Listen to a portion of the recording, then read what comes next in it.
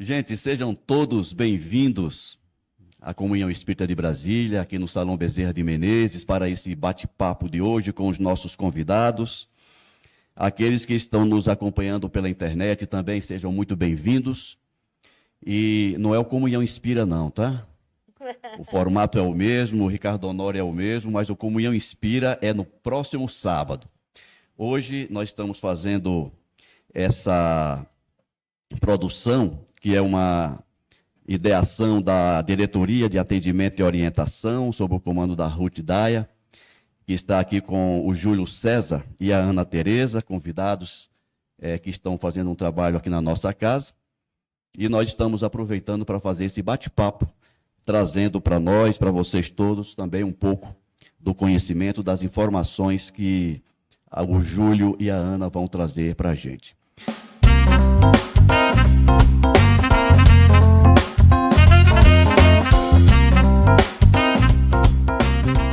Júlio César Roriz e Ana Tereza Camasmi, sejam bem-vindos à Comunhão Espírita de Brasília, sejam bem-vindos para esse bate-papo. Mas antes de começar o nosso bate-papo, eu queria pedir ao Júlio para fazer a prece inicial. Pode ser, Júlio? Por favor. Então mantenhamos nossos pensamentos elevados, vamos afinar nossas emoções, nesse momento sagrado da nossa prece, né? Vamos fechar os nossos olhos, vamos colocar a figura do Mestre Jesus, esse inspirador das nossas almas, e podemos dizer do nosso coração: Jesus, amado Mestre, cá estamos nós aqui reunidos, corações amigos, dispostos ao trabalho da nossa própria evolução. Temos uma vontade enorme de ultrapassar as nossas dificuldades, de olhar o porvir como colheita da semeadura, cuja semente está na essência do teu Evangelho. Muito obrigado, Senhor. Obrigado pela bênção, a tua mão amiga que nos orienta, essa bênção da tua presença através da doutrina espírita em nossa existência. Fica conosco, Senhor. É muito bom estar contigo, Senhor. Agora e sempre, que assim seja, Senhor.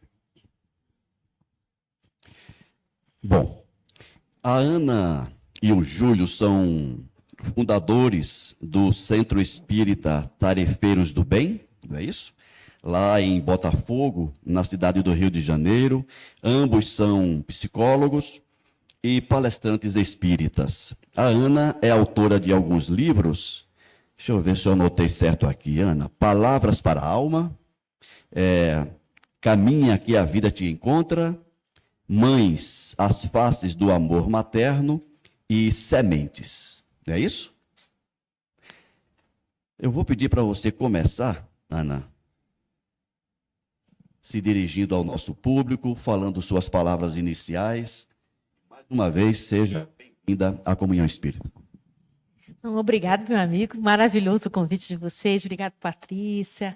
Obrigado, Ruth, né? Vocês que trouxeram a gente aqui para essa experiência maravilhosa. Eu só conheço a Comunhão de YouTube. Então, agora eu estou conhecendo aqui, vivendo, experimentando. Estou muito grata. Hoje, uma pessoa que não está aqui, ela, que me conheceu no primeiro céu que eu fui, e a primeira vez que eu venho aqui, eu falei assim: nossa, você está 2 vezes comigo na minha primeira vez de movimento espírita, que alegria. Então, hoje nós vamos conversar, vamos continuar o tema da família que eu comecei hoje à tarde. Nós vamos falar sobre os desafios desse tempo que nós estamos vivendo, né, nas nossas famílias. Espero que você, internauta, e vocês que estão aqui presentes, né, possam fazer suas perguntas. Eu gostaria que a gente estivesse numa rodinha bem íntima e cada um falando qual é o seu desafio, né? Mas vocês vão fazendo isso aqui telepaticamente, eu vou captar o melhor que der, eu e o Júlio, né? Para a gente poder atender algum anseio, né, que vocês tenham trazido para esse nosso encontro. nós somos psicólogos há muito tempo. Então, o que a gente tem percebido é que os desafios familiares vão mudando ao longo do tempo. O que era desafio quando eu me formei, há 35 anos atrás, não é nem de longe o que é desafio hoje. Os filhos não tinham celulares quando eu me formei. Os pacientes não marcavam sessões comigo por WhatsApp. De jeito algum. Era secretária eletrônica. Vocês lembram desse aparelho? Telefone que tinha fio? Então, os desafios que nós estamos vivendo é de outra forma. E assim a gente vai compreendendo que cada época tem seu desafio. E também cada fase da nossa vida tem um desafio, cada encarnação tem um desafio, cada contemporâneo vai ter um desafio. Nossos desafios não são os desafios dos nossos filhos, de jeito algum, nem serão dos nossos netos. E por que acontece isso? Por causa do progresso. É bom que seja assim, é necessário que seja assim, que os desafios acompanhem o crescimento e o desenvolvimento. Significa que a gente vai ter que se aprontar sempre para algo novo, diferente do que a gente conseguiu se aprontar para lidar com o que está aqui. E é isso que fica para nós como sendo aflitivo. Porque a gente olha para o desafio e pensa, nossa, como é que eu vou dar conta disso? O que era desafio para mim não é o que é desafio agora para os meus? Como é que eu vou lidar com isso? Então, é isso que está posto para nós. E é assim que Deus nos criou, desse jeito mesmo. Todos nós somos levados, querendo ou não, para o progresso. E que bom, porque se dependesse da gente, a gente ia ficar aqui ainda dando volta. Então, de tempos em tempos, Deus dá um empurrão na gente assim. Aí, vamos que seu destino é lá.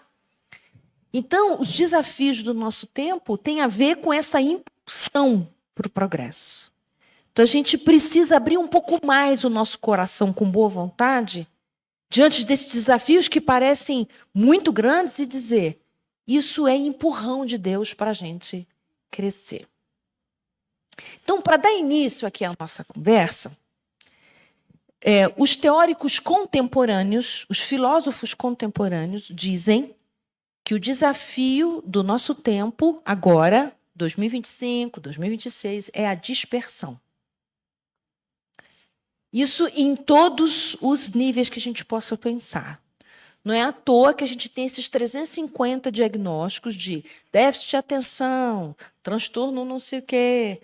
São expressões, são respostas, são reações, são modos como a gente lida com esse desafio de uma época que nos convida à dispersão o tempo inteiro.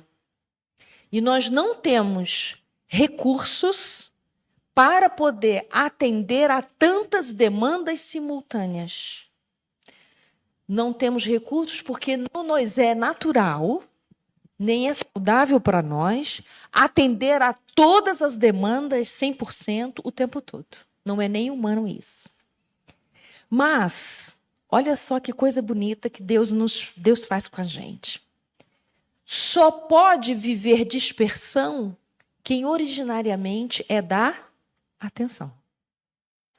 Só pode viver egoísmos quem originariamente é da generosidade.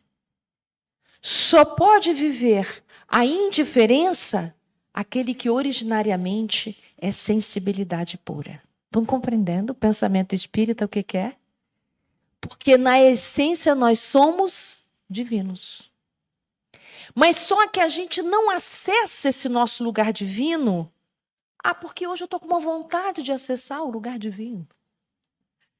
Acessar esse lugar divino de plenitude e inteireza precisa de conquista. Que é o que a Joana de Ângeles diz, que é a grande viagem do ego para o céu. Que é o que Leon Denis diz, que é a grande viagem da esfera mais externa das paixões para a esfera mais interna, que é o templo interno de Deus. Então, nós todos estamos viajando da dispersão para a atenção, da indiferença para a sensibilidade, do egoísmo para a generosidade, compreende? Então, esse é o nosso trabalho. Então, em vez de a gente ficar desesperado com esse desafio, é dizer, precisamos encontrar caminhos mais saudáveis de responder, de corresponder a esses desafios que têm como finalidade essa nossa grande viagem de fora para dentro e depois de dentro para fora. Então, podemos começar. Ótimo. Ótimo. Eu queria me dirigir agora ao Júlio. Acho que o Júlio está doido para falar. Eu vou deixar. Júlio, diante de tudo que a Ana falou, e agora ouvindo a Ana, eu percebi quão oportuno é o nosso tema. Né? O título que foi dado ao nosso tema, que é Desafios na Convivência Familiar. E por que eu estou chamando a atenção para isso, para a questão dos desafios?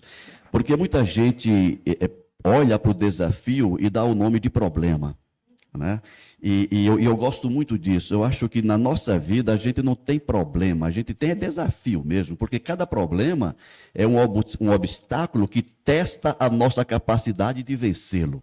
E sempre que a gente vence um obstáculo, a gente cresce com isso. E assim é o processo de evolução espiritual.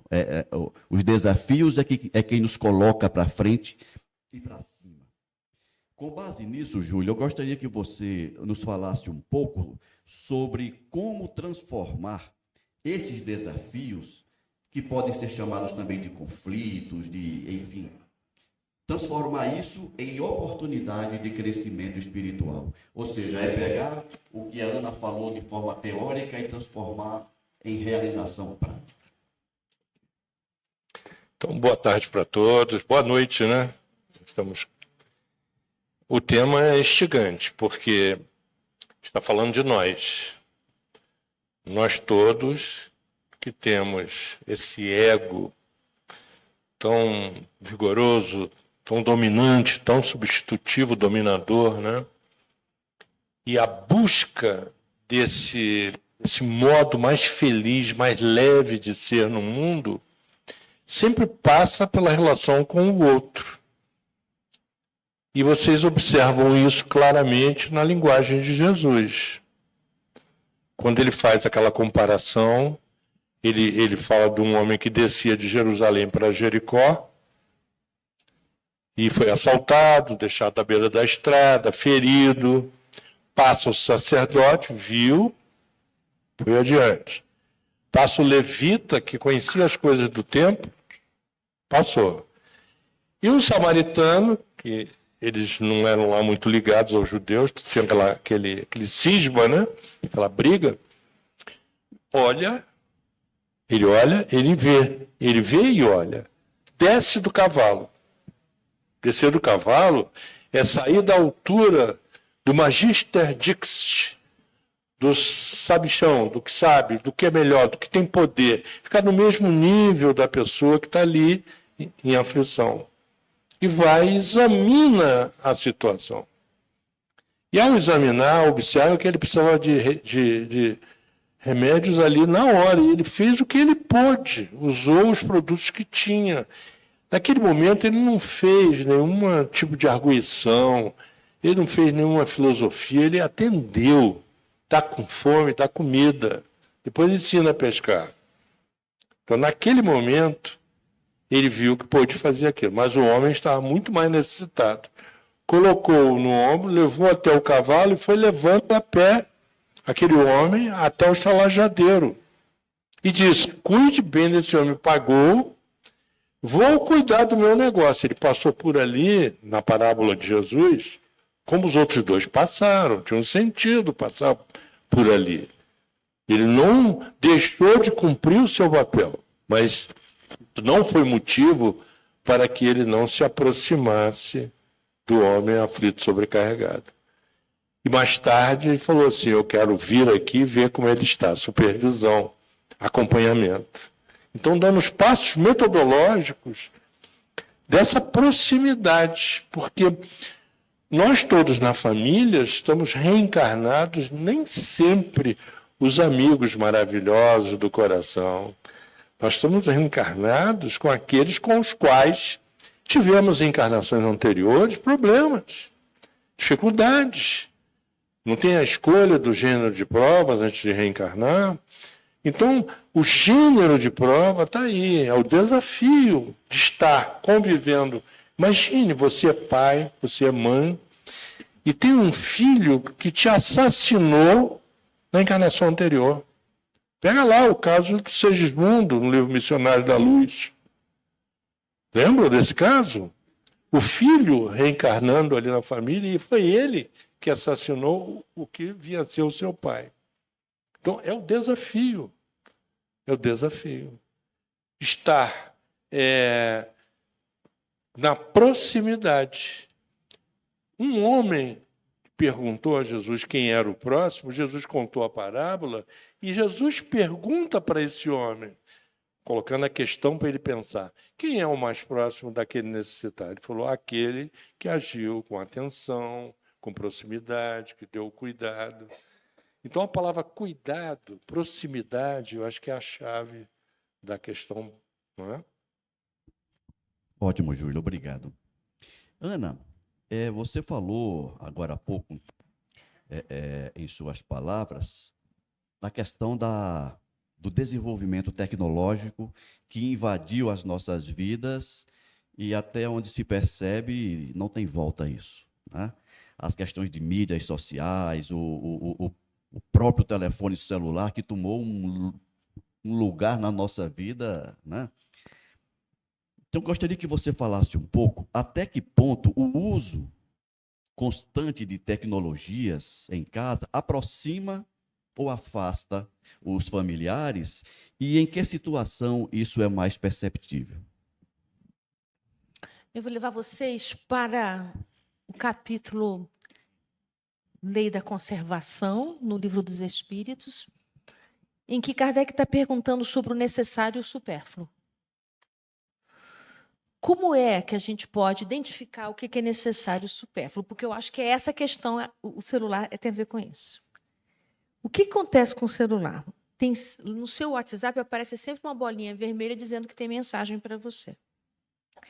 É necessário ou não é necessário você abrir toda vez que aparece um vermelhinho? A gente não sabe responder isso. A gente acha que é necessário. Então, essa alta demanda, que tudo tem que ser muito rápido, não nos deixa espaço para escolher isso é necessário ou supérfluo agora, porque o necessário e o supérfluo é uma questão temporal. Ela não é absoluta. E os espíritos respondem isso para Kardec. Não há nada de absoluto entre o necessário e o supérfluo, no sentido de que nós vamos ter que ver a cada circunstância o que é necessário e o que é supérfluo naquele momento. Quando meu neto chega lá em casa e diz, vovó, vamos brincar de carrinho, isso é necessário ou supérfluo? Extremamente necessário. Não é o brincar, é o que acontece entre eu e ele quando a gente brinca. Então, o que acontece entre eu e ele quando a gente brinca é transformação moral. Então, todas as vezes que tem solicitação do celular, no seu computador, ou seja lá o que for, você tem que se perguntar, é necessário ou supérfluo? Porque haverão momentos que é necessário que você possa responder. Sua mãe estava no hospital e tem decisões importantes para acontecer. Mas como a gente estamos num nível moral, em que o bem e o mal são enevoados para nós não conseguimos tomar essa decisão de uma maneira consciente. E ainda ficamos com uma ameaça que fica o tempo todo aqui do lado, que se você não dá conta do que é necessário para o outro, mas para você não seria, parece que se eu não atendo o necessário que o outro acha que eu vou perder afeto e atenção. Então, percebe como essa questão, que é aparentemente tecnológica, mas ela é uma questão moral. Porque se você se sente o tempo todo com muito medo de não atender a demanda do outro, porque isso pode significar desafeto, porque isso pode significar isso, ou isso, aquilo outro, eu vou ficar o tempo todo tomando para mim necessários que não são meus. Então, eu me lembro assim, meus filhos adolescentes, hoje já estão tudo casados com filho já, tá, gente? Mas quando eles eram adolescentes, eles tinham uma expressão assim: mãe, geral vai. Você tem que deixar eu ir. E eu tenho que responder agora, está todo mundo esperando, não sei o quê, porque geral vai, não sei o quê. Eu falei, gente, quem é geral? Quem é essa pessoa, geral? Entendeu? Geral nem mora aqui, o que eu tenho que decidir com o parâmetro de geral, né? E tinha uma técnica que eu percebi, eu demorei para sacar isso. Adolescente, ele faz tudo rápido, porque não dá tempo de a gente pensar. Não, porque eu nem entendi metade da frase e eu tinha que decidir em 2 minutos se podia deixar ir ou não. Bares que eu não conheço, festas que eu nunca fui, isso é muito difícil para a gente decidir. E aí eu fui identificando o seguinte: então a técnica é a pressa? Vamos desacelerar. Eu vou te responder isso daqui a tanto tempo. Ou amanhã eu vou responder isso. Então, assim, para ele que está com pressa, que só quer respostas sim, o necessário é que eu responda agora. Mas para mim, que sou a mãe, que sou a responsável, o que é necessário? Não responder agora. Então, sim, como responder o WhatsApp, como responder o seu filho, ou responder o vendedor da loja que está com pressa que você decida para comprar aquilo, porque se você pensar muito, você não compra, também utiliza a pressa. Então, veja como é que a pressa está a serviço de quem? Então, a pressa do vendedor, a pressa do filho que quer que se diga assim, a pressa do WhatsApp, a pressa. Vocês já viram que quando a gente faz compra na internet, começa a ter um contador assim? Você tem tantos minutos para efetivar a sua compra? Essa pressa, ela é provocada para você decidir sem pensar. Mas se você pensar bem, qual é a diferença de você comprar agora e fechar o site ou comprar amanhã? Nenhuma. Mas o contador acelera em você uma sensação de que se você não responder agora, você vai perder alguma coisa. Então, nós temos uma coisa meio falaciosa de que eu não posso perder nada. Eu não posso perder oportunidade, eu não posso perder chance, eu não posso perder promoção. Deixa eu só falar para vocês, o que está em promoção hoje vai estar em amanhã também. Só que tem uma sensação que é só hoje, só agora. Isso são técnicas que a gente não tem ainda esperteza para acessar. Então, tem um investimento na pressa. Já estou terminando.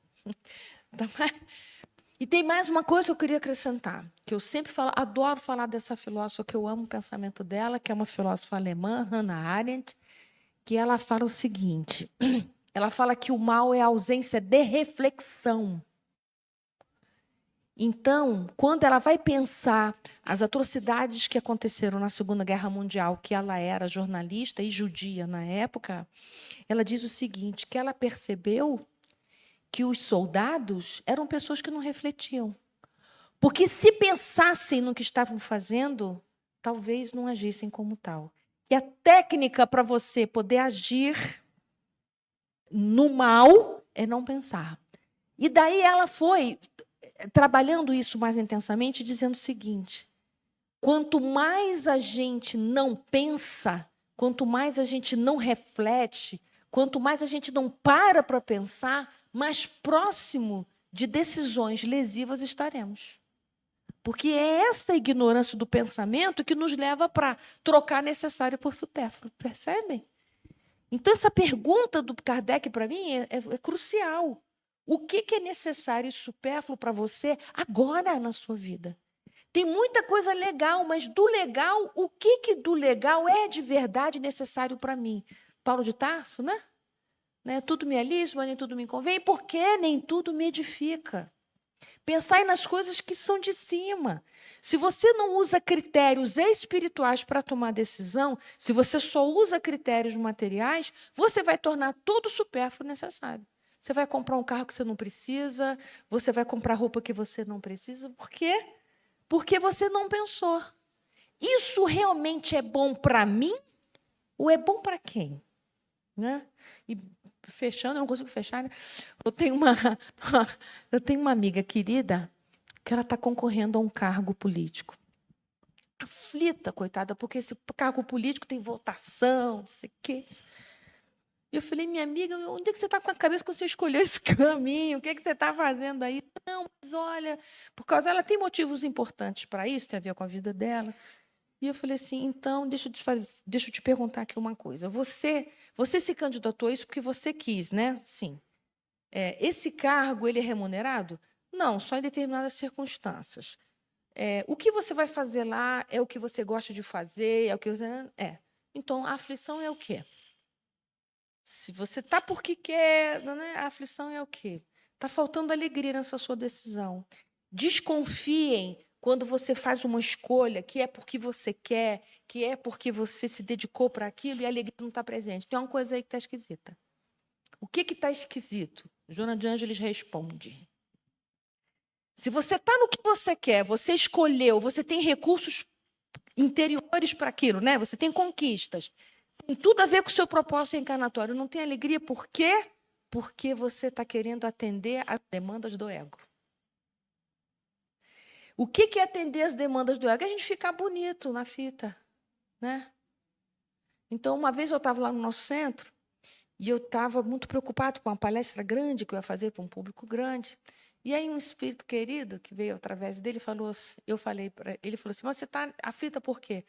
Eu falei: é porque eu não quero fazer feio. Não, enquanto você estiver pensando assim, tá bom. Ruim é quando você disser que quer fazer bonito.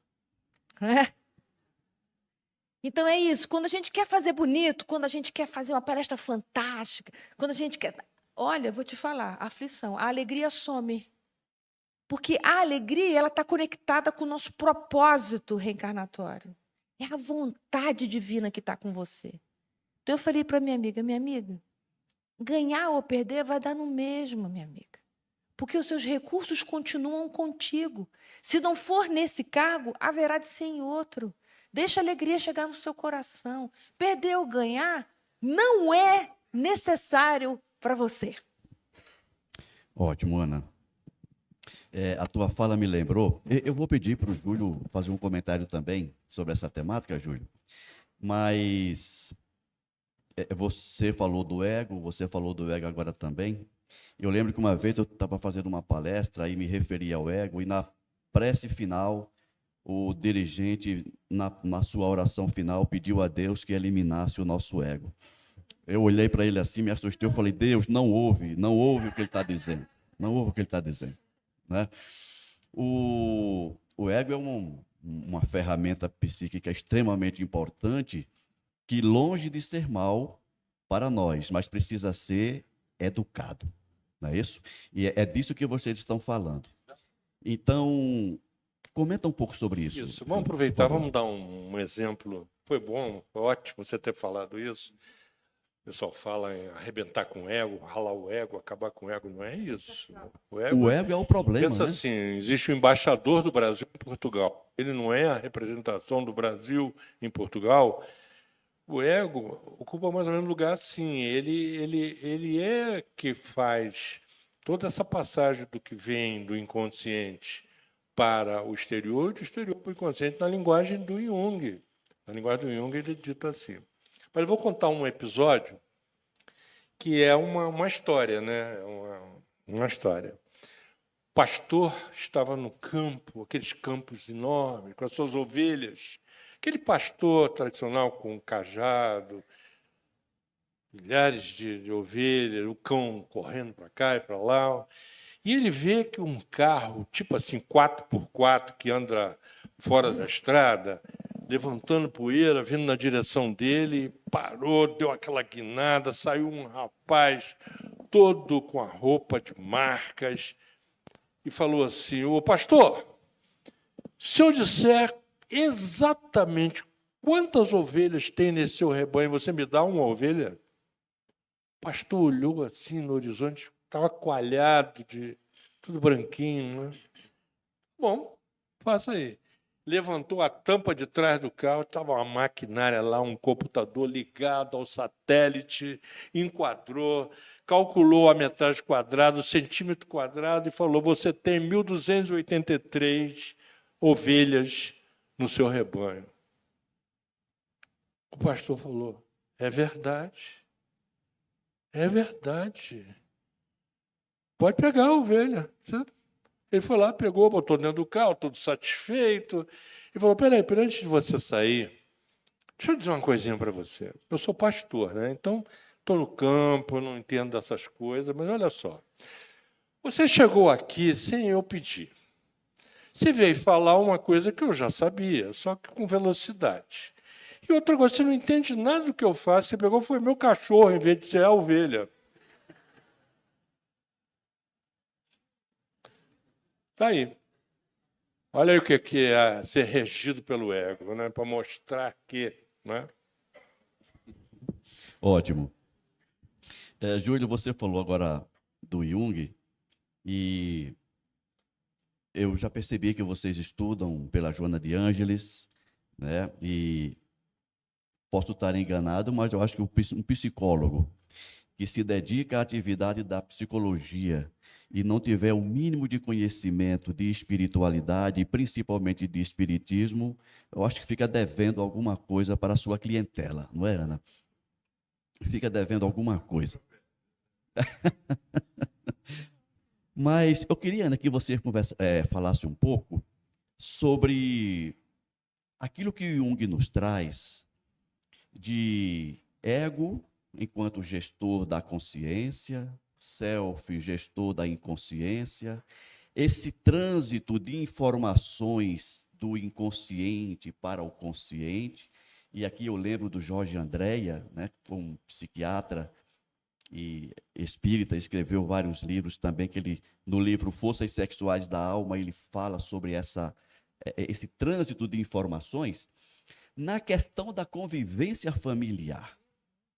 Até que ponto essas informações que estão lá no inconsciente e que transitam inconscientemente para o consciente, até que ponto elas podem influenciar positiva ou negativamente?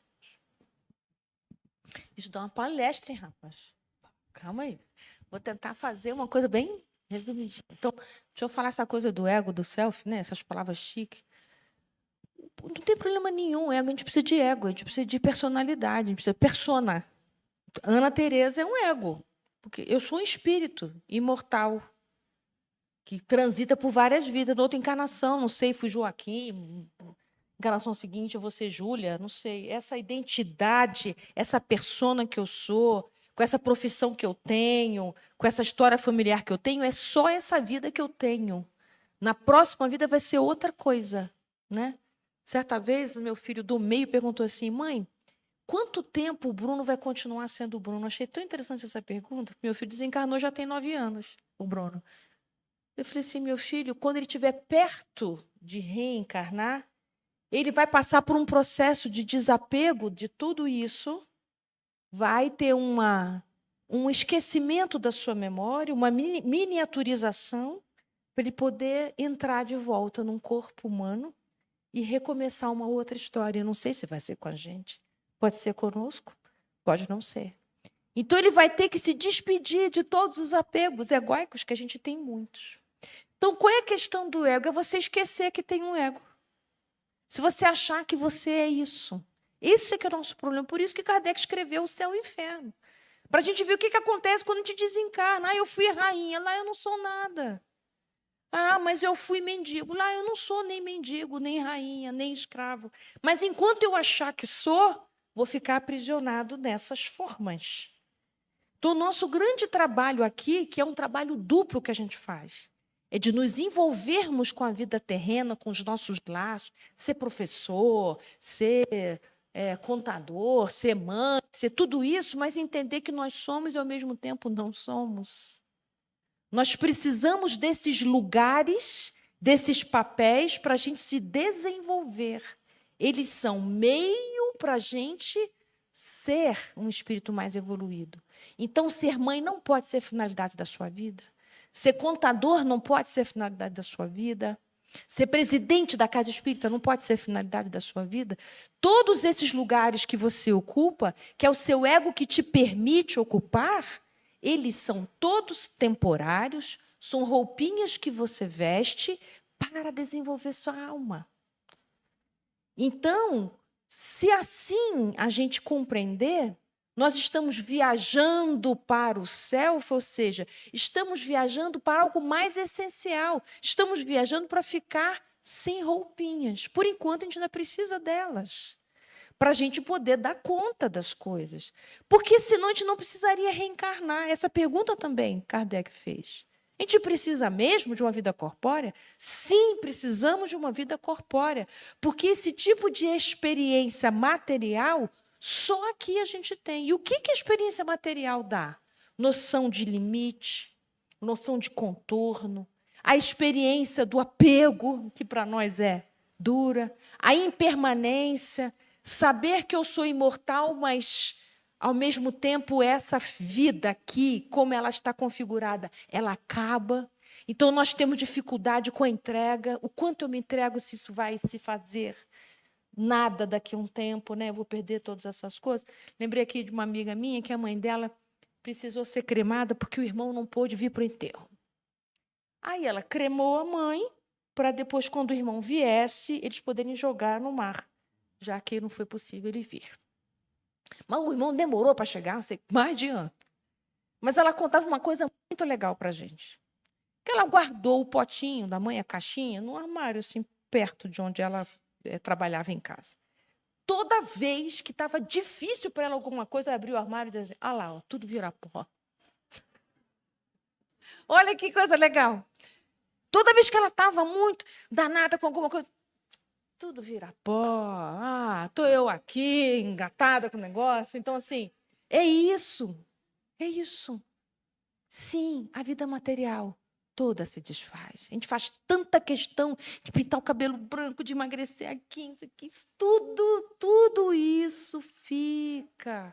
Será que eu posso lidar com esse meu corpo? Não descuidadamente, mas entendendo assim, por enquanto. Por enquanto. Chateou lá no seu trabalho? Por enquanto. Próxima encarnação é outra coisa. Por enquanto, vai botando por enquanto para te ajudar no desapego. Porque o danado do apego é essa nossa dificuldade de incluir a temporalidade na coisa. Tudo nosso é para sempre, ou então nunca. Se você sair do nunca e do sempre, vai ter grande alívio emocional. Então, a nossa viagem é do ego para o self. Agora, cuidado para não entender o self como um lugar. É um estado da sua alma. E ainda diz a Joana de Ângeles assim, o self, com o tempo, quando você se tornar um espírito puro, já nem é mais self, já é si. Ela chama de si mesmo, que é quando a gente está tão perto de Deus, claro que a gente nunca vira Deus. Pensa Jesus, Jesus é um si mesmo, né? Self já foi. É superconsciência, consciência máxima. Dentro da nossa condição de entender também, né, gente? Deve ter outra palavra, mas aqui nós temos essa. Quando a gente olha para Cristo, Jesus é um dos Cristos que a gente conhece. Esse Cristo que a gente conheceu, pela pureza que esse Espírito tem, a gente pensa, esse cara já transcendeu isso tudo. Então, eu não posso nem falar em self quando eu falo de Cristo, sabe? Então, self é esse lugar divino que nós temos dentro de nós, que Leon Denis chamou de templo interno de Deus, quando Deus é. E nós acessamos esses lugares, sabia? Só que a gente acessa, sai, acessa, sai, acessa, sai. Você vê emoção? Quando a gente está assim, vocês já sentiram gratidão profunda por alguma coisa? É um negócio assim alto, né? É uma frequência espiritual alta. Gente, eu quando peguei meu neto pela primeira vez, chega da sala de cirurgia, é uma coisa, você não consegue nem dar nome para esse negócio. Você pega aquele bebê, filho da sua filha, filho do seu filho, é grande, é muito grande isso. Quando a gente está diante de algo muito maior que nós, a gente acessou esse lugar sélvico, esse lugar iluminado, esse lugar em que você, assim, gente, eu sou muito pequeno para isso tudo, mas ao mesmo tempo é meu também. Então, a gente chora para dar conta do que é grande. Esse estado que é de gratidão, ele é um lugar iluminado. É Deus na gente. Então, quando você me pergunta, como é que esse negócio vem do inconsciente para o consciente, eu acho que é assim. Nós não temos condição de ter consciência de tudo, a gente não aguenta lembrar tudo da encarnação passada, não lembra nem tudo que aconteceu na infância, a gente lembra. Eu já estou assim, não lembro o que rolou ontem, que dirá. Ai, meu Deus, como é que foi mesmo ontem? Então, imagina se lembrar das outras vidas, a gente não dá conta de lembrar isso. Mas a gente tem flashes. E esses flashes, você sabe que é flash do passado porque ele é desproporcional ao presente. É uma emoção que não combina com o que está pegando aqui agora. Você mesmo acha meio esquisito. Nossa, estou chorando tanto, mas né, para que isso tudo? Você não sabe aquela intensidade que é. Mas Leon Denis explica muito bem. No livro do Problema do Ser, quando ele vai explicar sobre as memórias para nós.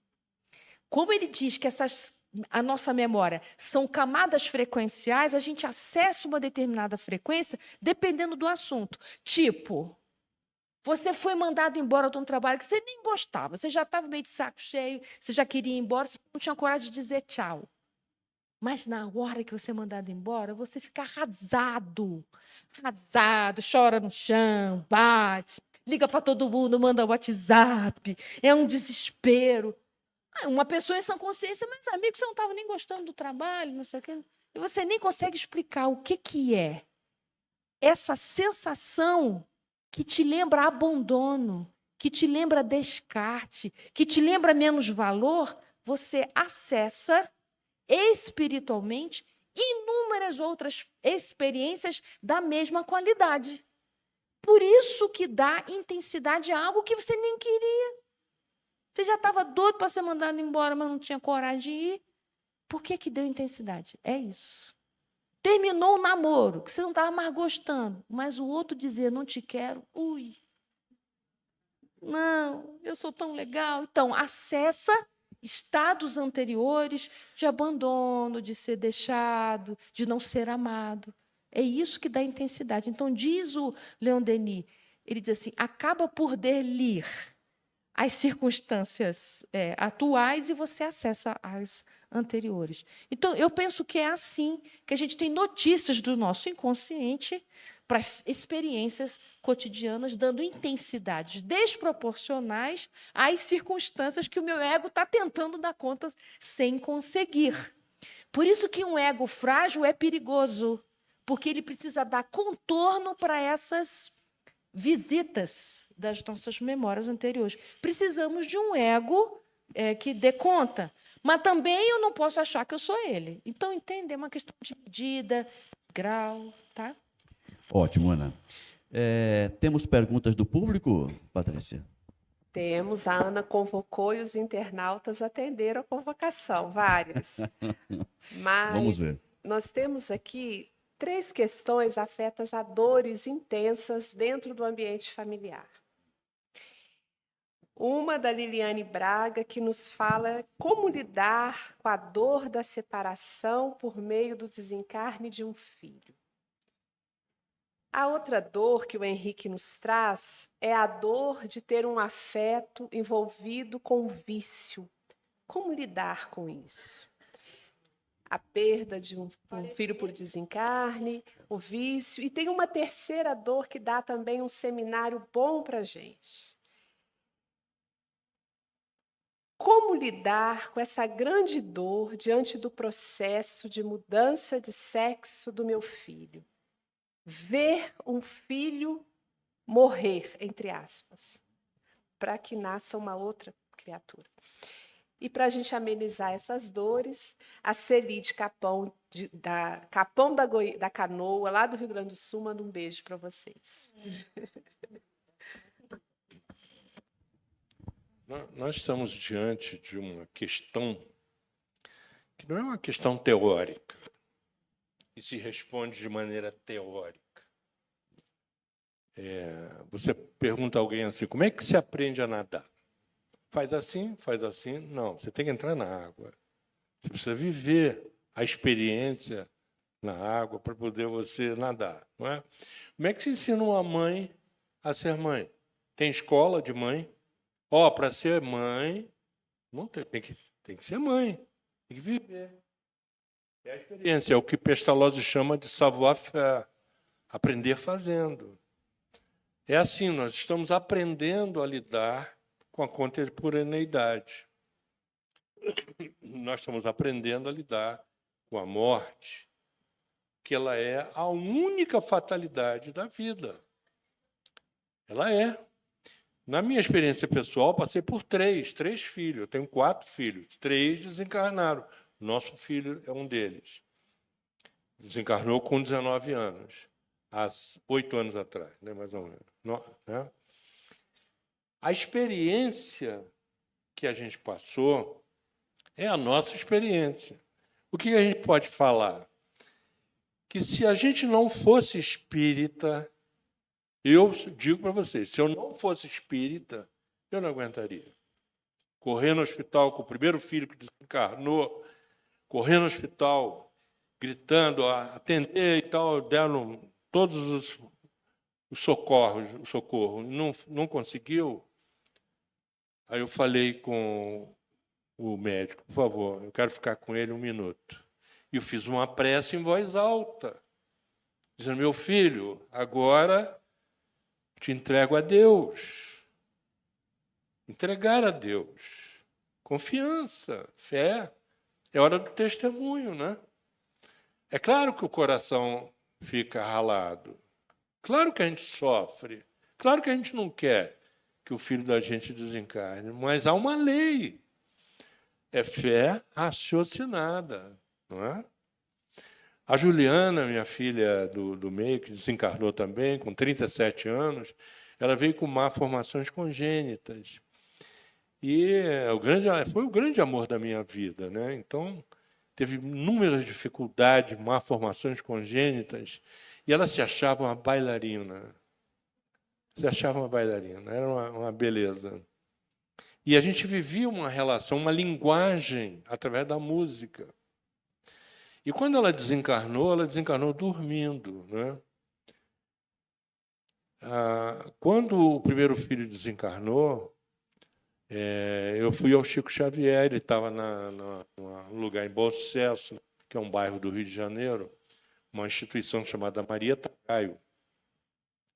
Milhares de pessoas, eu fiquei na fila e tal. Quando eu cheguei, Chico falou assim, falou meu nome completo, Júlio César de Sá Roriz. Falou meu nome completo. Eu não o via desde os 4 anos de idade, quando a minha mãe me levou em Pedro Leopoldo. Vocês vejam, olha só. Não se preocupe, meu filho, ele vai voltar. Eu não tinha dito nada, cheguei. Eu sabia quem era ele, que o Divaldo Franco era nosso vizinho, eu sou de Salvador, sou da Bahia. Nós éramos vizinhos, minha família. E o Divaldo, ele fazia as primeiras reuniões junto com o Nilson na casa dos meus pais, nós éramos vizinhos. E lá se manifestava um toureiro espanhol, suicida, que se deixou pegar pelo touro num pacto de morte. É claro que eu tenho alguma coisa a ver com isso, mas eu só não sou o touro, né, na verdade. Né? Para não ficar muito dramática a coisa, vou... E essa história eu sempre escutei. A minha primeira é o segundo casamento nosso, o segundo casamento dela, o segundo casamento meu. Eu não sabia que minha mulher estava grávida. E o Divaldo é que falou. Engraçado isso, né? O toureiro espanhol está reencarnando lá na sua família. A notícia dele era assim. E, de fato, começou a mostrar sinais. E uma dificuldade enorme, a gravidez com muita dificuldade, nasceu com malformações no rim. E fez cirurgia com 4 meses de idade, em que foi feita uma série de cirurgia e ficaram 2 bolotas aqui da cicatriz. Você olhava a barriguinha, parecia mesmo o lugar onde... Vejam, o espírito deixou no corpo a marca do suicídio. Liberou-se para completar um processo de expiação. Então, a compreensão disso, gente, dá uma dinâmica em nós de força, de coragem, de enfrentamento para essas adversidades, esses desafios que atravessam a vida da gente. Né? Sendo um suicida, ele veio cercado de vários obsessores. Foi um período muito duro, eu orava 24 horas, porque, claro, certamente me reconheceram, não deve ter sido boa coisa na encarnação passada. Enfim, Eu perguntei para o Chico. Falei, Chico, o que eu faço com os obsessores, Chico? Ele fez assim, me pegou, me deu um beijo e falou assim, meu filho, eu peço aos meus que tenham paciência comigo nesse capítulo. Isso é Chico Xavier. É isso. É o que eu posso falar sobre a nossa experiência, né? Na família. É o Espiritismo compreendido e bem vivido, como diz Kardec, que traz essa dinâmica, né? Dentro da alma da gente, que é realidade. É realidade. Hoje, temos notícias maravilhosas do nosso filho Divaldo, agora, há pouco tempo. Deu uma notícia para a Ana Tereza, no encontro que ela fez na Mansão do Caminho, da situação dele de recuperação. E ele era um suicida também reencarnado. Onde é que a gente se arranjou essas coisas todas, né, Tereza? Queria só completar, porque acho que espírita às vezes trapaceia com a dor. Uma coisa é fé raciocinada, racionalizada não, é raciocinar. Então, entendimento é uma coisa e dor é outra coisa.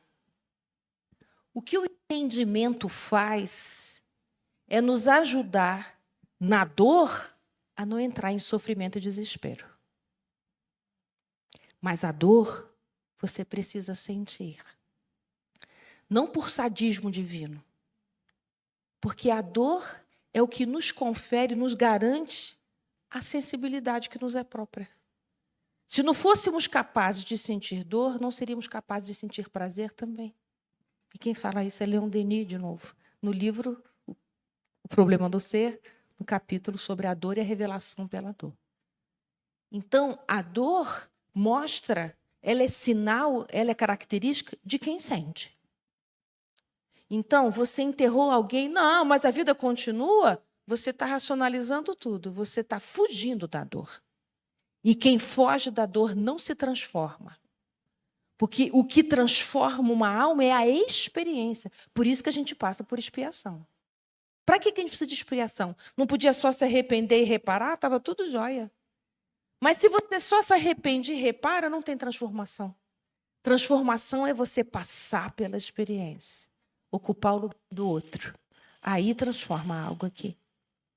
Então, entender que a vida continua, excelente. Fé raciocinada, excelente. O que você faz com a dor? Vive. Chora. Enlute-se. Você precisa se enlutar. Ir em lugares que você nunca foi e você não iria por escolha própria. Só o luto faz isso.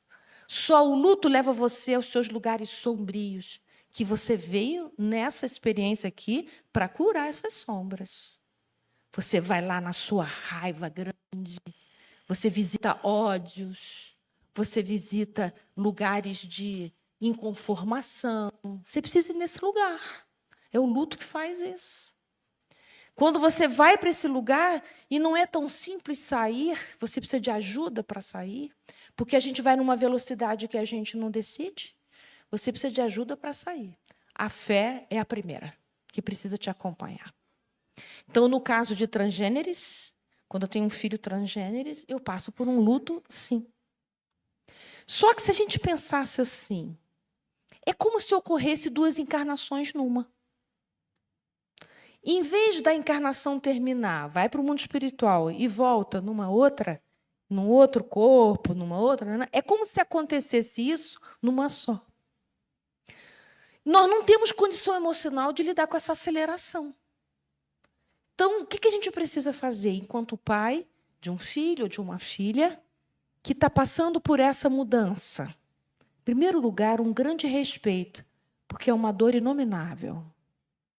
Eu não conseguir me sentir no meu lugar. O meu corpo não corresponde a quem eu me sinto. Esse corpo não dá, eu não consigo amar esse corpo.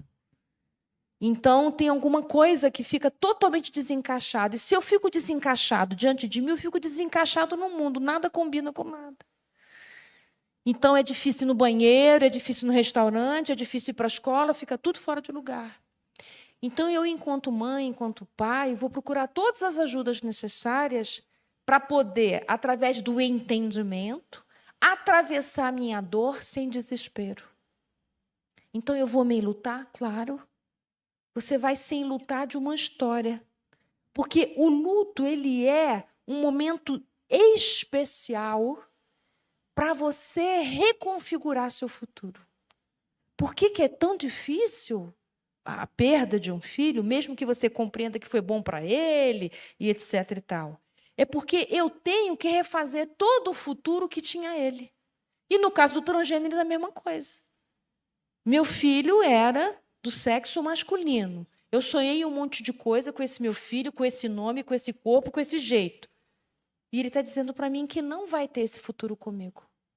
Então, eu vou ter que me despedir desse futuro. Isso é enlutamento. Então, eu vou ter que refazer o futuro. Porque a nossa identidade está em jogo. Olha o ego de volta. Porque eu tenho a identidade de mãe de um menino. Como é que agora ele decidiu que a identidade não é mais essa? Eu sou mãe de uma menina agora, de uma mulher, e não é isso que estava no meu coração.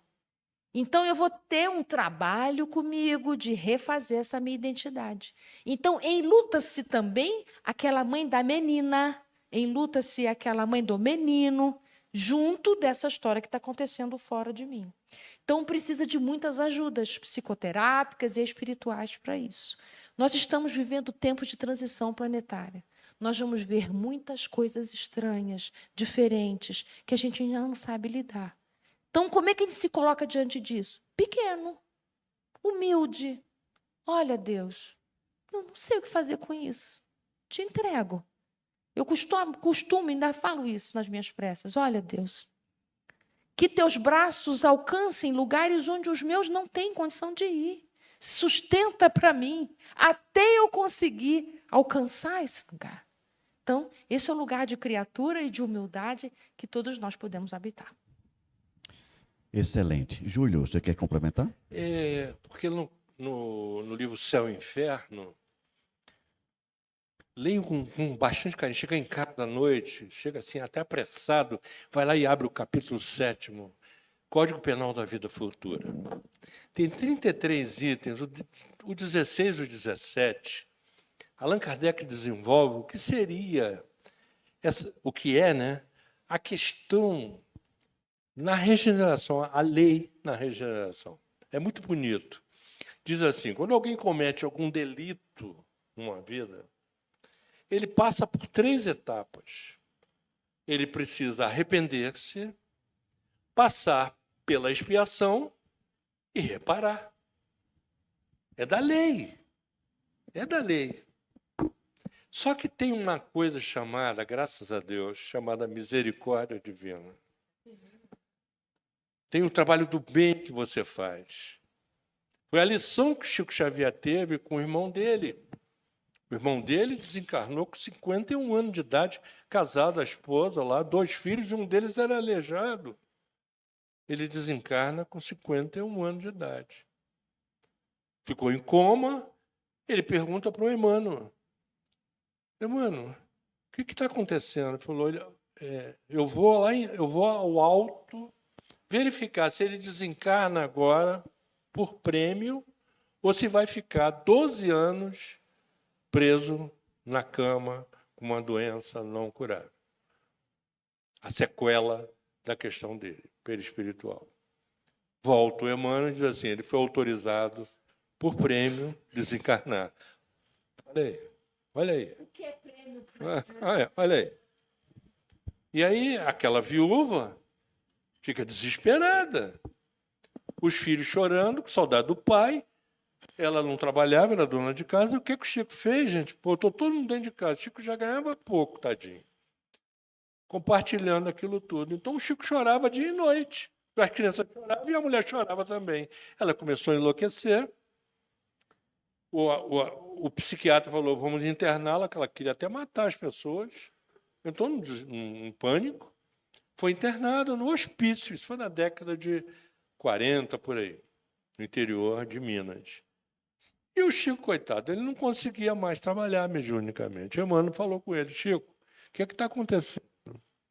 Não está obstruído, não está podendo trabalhar. E a gente fala com os espíritos aquilo que eles já sabem, né? Ele explicou tudo para o Emmanuel, que o Emmanuel já estava sabendo.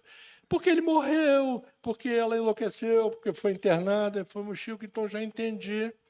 Você quer rasgar a lei de Deus, então, né? Pronto, rasga a lei de Deus. Falou, não, eu não quero isso, não. Não, você está querendo rasgar. Você sabe que ele desencarnou com 51 anos.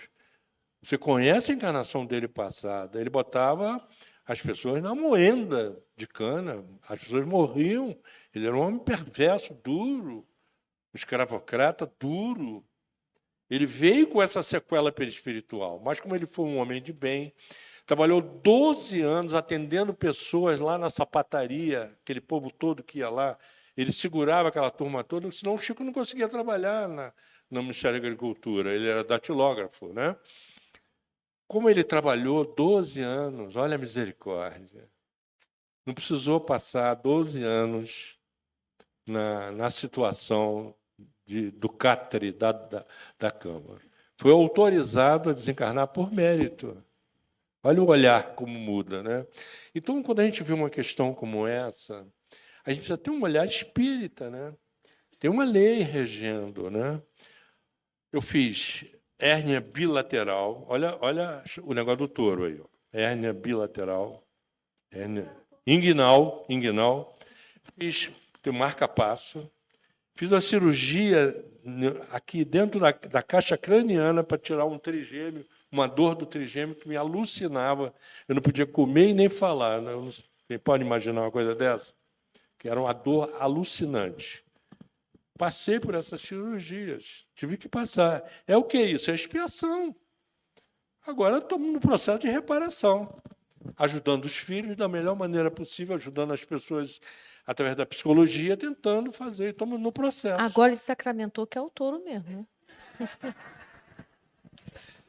Cada um de nós está passando pelas 3 etapas. E essa família que fez a pergunta pode estar passando por uma das etapas, pode estar na expiação. Não é? Deus é que sabe. Eu queria só lembrar, quando um filho passa por uma coisa intensa, um adoecimento intenso, ou qualquer outra coisa muito intensa, não necessariamente os pais têm culpa no cartório.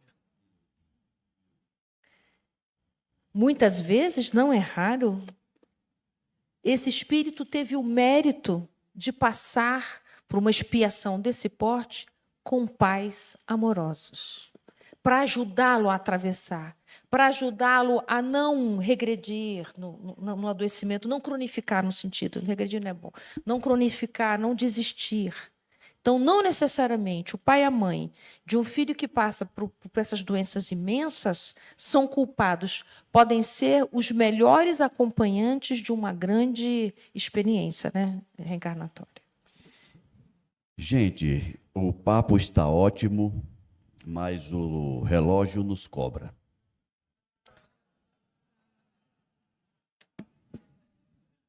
Eu ia dizer que nós vamos dar um intervalo e voltaremos depois das 10. Não? Então tá bom. Mas tem amanhã.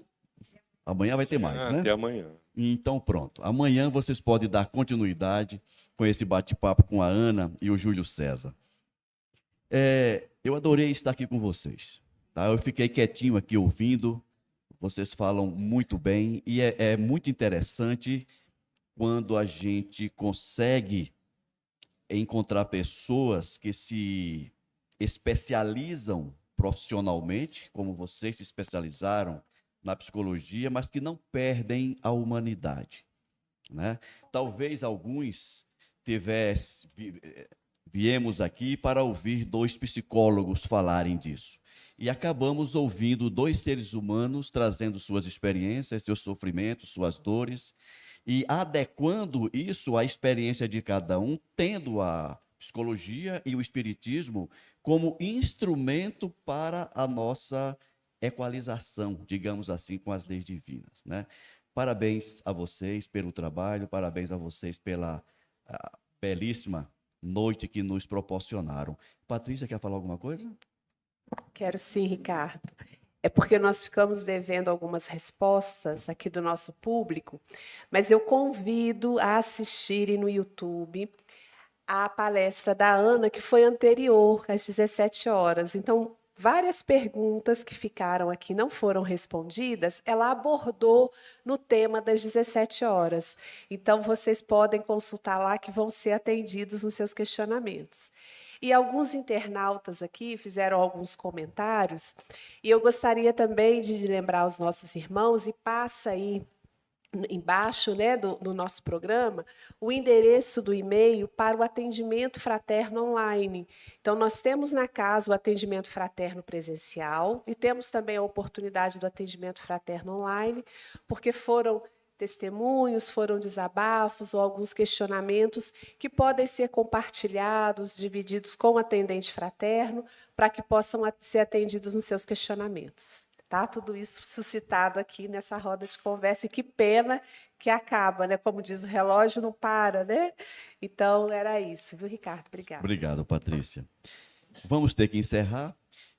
Eu queria só lembrar de todas essas experiências que vocês nos trouxeram agora, daquela frase de Pedro, na sua primeira carta, quando ele diz: o amor cobre a multidão de pecados. Né? A questão do irmão do Chico, né? Uma encarnação inteira fazendo coisas desagradáveis. Em 51 anos, ele resgatou aquilo. Né? Economizou mais 12, 18 anos de sofrimento. Fica essa lição para a gente, né, Ana e Roriz? O amor é o caminho para a solução de todos os nossos problemas.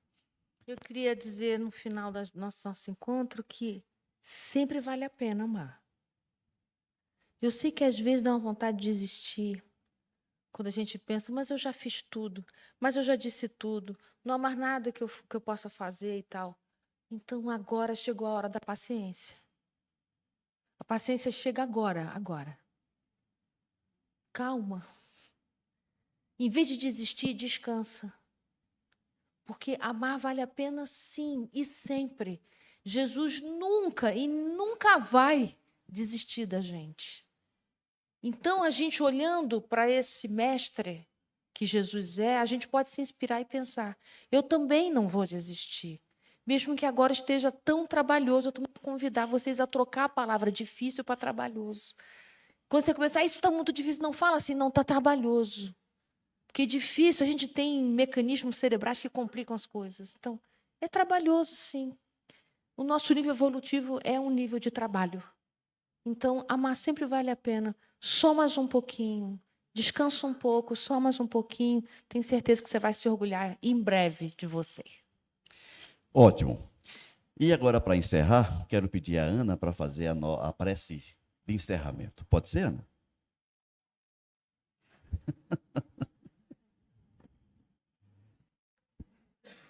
Então, eu vou convidar vocês a encontrar uma posição confortável. Mas antes disso, diz para o seu companheiro do lado: que bom que você veio. Isso. Tão bom, né? Que bom que vocês vieram essa noite. Tornou meu dia, minha noite, minha tarde mais feliz. É uma alegria a gente ter encontros presenciais, sabe? Isso alimenta a gente. Online é bom, mas não é a mesma coisa. Não é quente. Então, vou convidar vocês a fechar os olhos um pouquinho.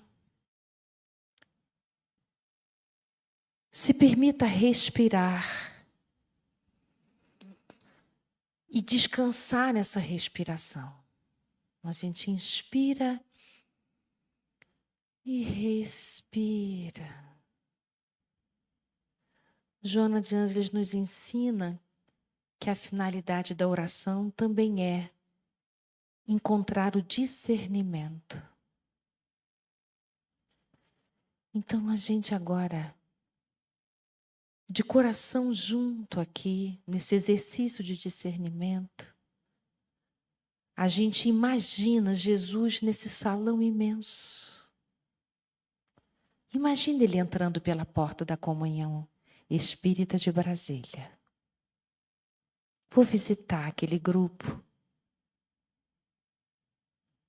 E ele vem com sua luz infinita. E nós nos permitimos por alguns segundos olhar profundamente nos olhos de Jesus. O que você tem vontade de dizer?